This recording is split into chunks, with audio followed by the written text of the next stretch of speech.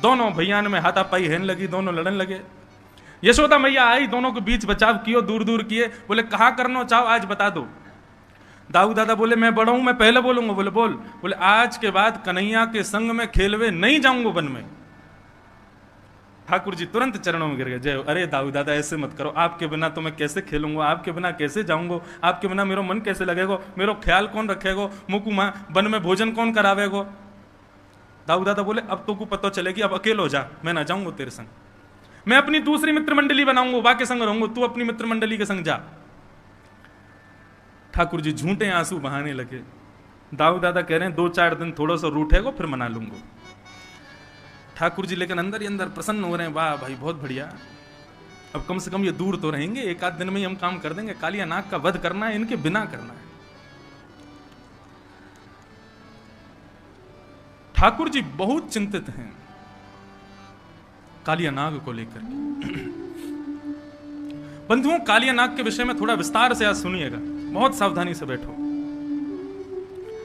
कालिया नाग के विषय में श्रीमद् भागवत में वर्णन है, उसका विष सामान्य नहीं था, कालिया नाग का विष साधारण नहीं था।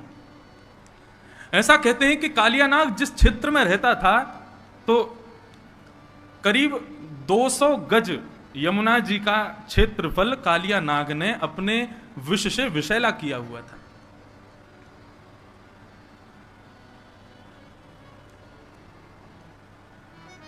कालिया नाग जिस क्षेत्र में रहता है, पुरिया धनाश्री जिस क्षेत्र में रहता है, उस क्षेत्र के आकाश में करीब 100 मीटर ऊपर तक भी यदि कोई पक्षी उड़ता है तो यमुना जी से निकलने वाले विष की जो भाप है उस भाप से ही वो मर जाता है। कालिया नाग जिस क्षेत्र में यमुना जी में रहता है वहां करीब करीब आसपास की भूमि में कोई हरे भरे पौधे नहीं है, वृक्ष नहीं है, पेड़ नहीं है।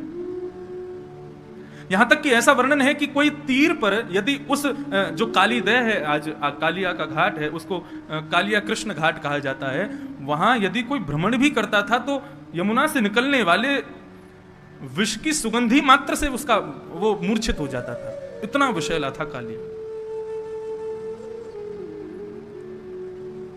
भगवान को 2-4 बार खबर मिली कि कुछ गाय यमुना का जल पीने के लिए जाती हैं और वहां यमुना जल पीते ही मूर्छित हो जाती हैं। बंधुओं, यमुना कौन है? यमुना साक्षात भक्ति है। और कालिया कौन है? कालिया ही अहंकार है। कई वैष्णव जन ऐसे होते हैं, कई भक्तगण ऐसे होते हैं, उनके भीतर भक्ति तो होती है लेकिन अहमत्व का त्याग वो लोग नहीं